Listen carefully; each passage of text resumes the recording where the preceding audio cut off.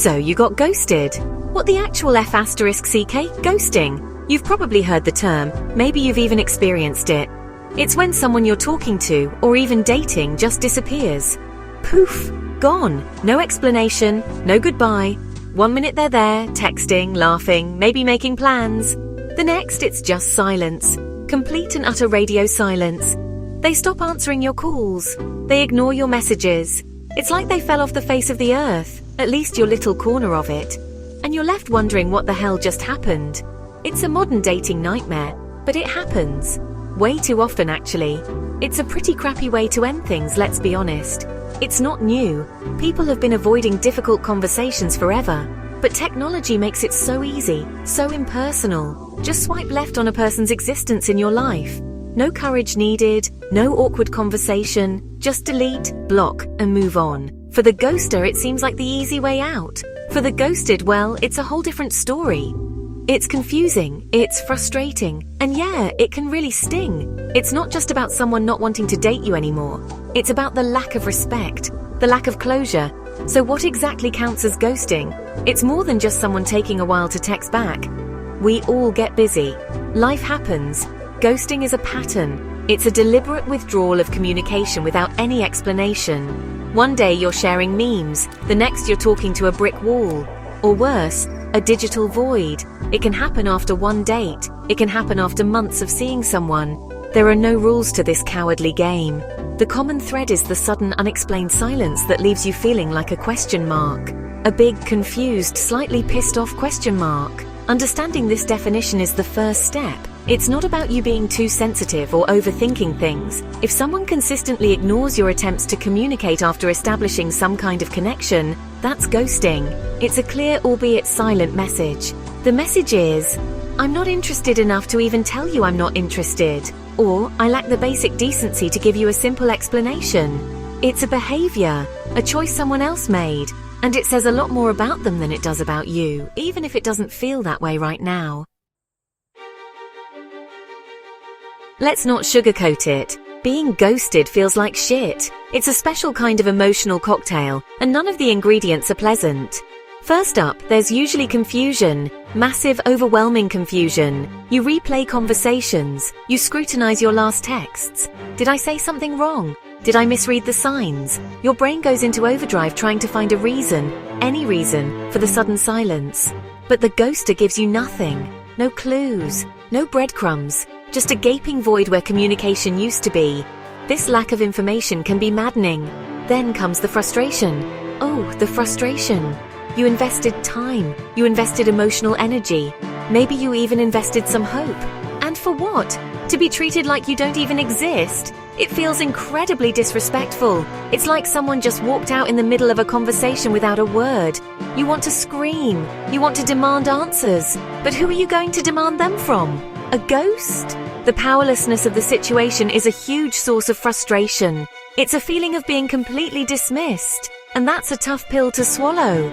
Sadness often follows, or sometimes it's all mixed in together. Even if the connection was new, there's a sense of loss. A loss of what was or what could have been. You might have enjoyed their company. You might have seen potential. And now, that's just gone. It's okay to feel sad.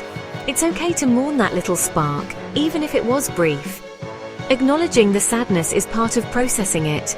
Trying to pretend it doesn't hurt usually just makes it hurt longer. So let yourself feel it. It doesn't make you weak, it makes you human.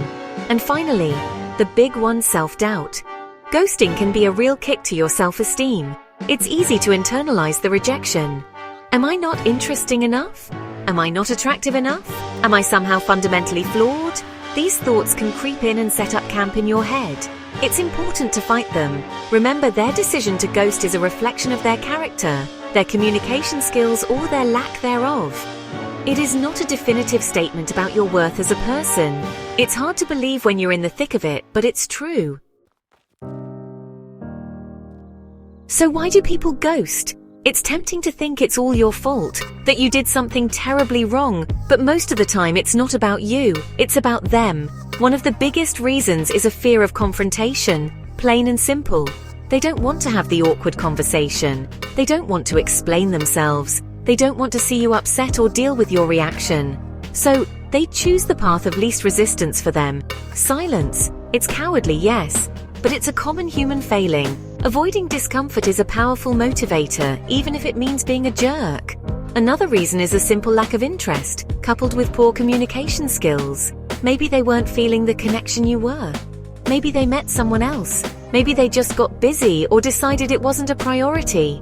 Instead of being mature and saying, "Hey, this isn't working for me," or "I've decided to see someone else," they just vanish.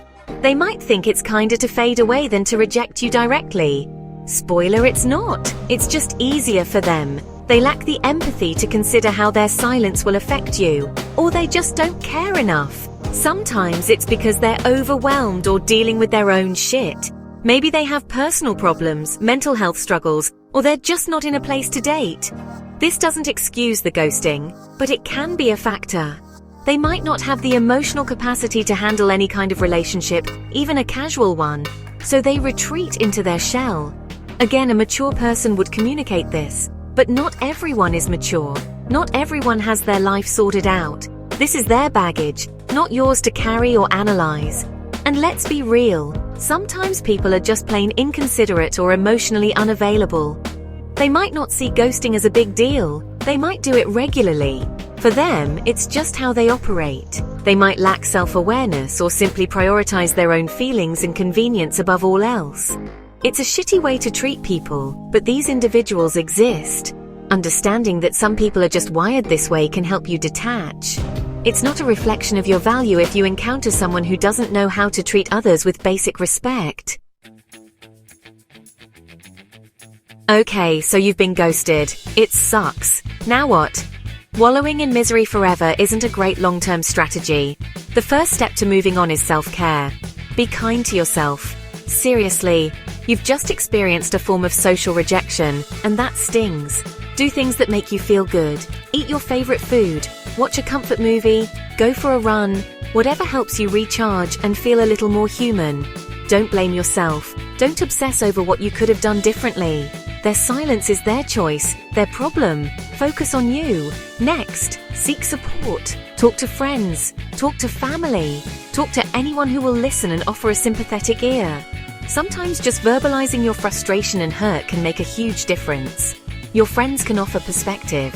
They can remind you that you're awesome. They can also share their own ghosting stories, which will make you realize how depressingly common this crap is. You're not alone in this. Knowing that can be incredibly comforting. Don't try to be a hero and tough it out in silence. Connection helps heal. Stay busy and redirect your energy. Sitting around staring at your phone, waiting for a message that will never come, is a recipe for prolonged agony. Get out there. Do things. Focus on your hobbies. Work on a project. Learn something new. Fill your time with activities and people that bring you joy and fulfillment. The less mental space you give to the ghost, the quicker their memory will fade into insignificance. This isn't about distracting yourself completely, but about actively choosing to invest your precious time and energy into positive things. Finally, and this is the big one, choose to move on.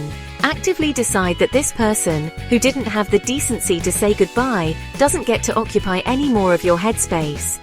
It's a conscious decision. You might still feel a pang of sadness or frustration now and then, and that's okay. But don't let it define you. See it as a lesson learned. Maybe a shitty lesson, but a lesson nonetheless.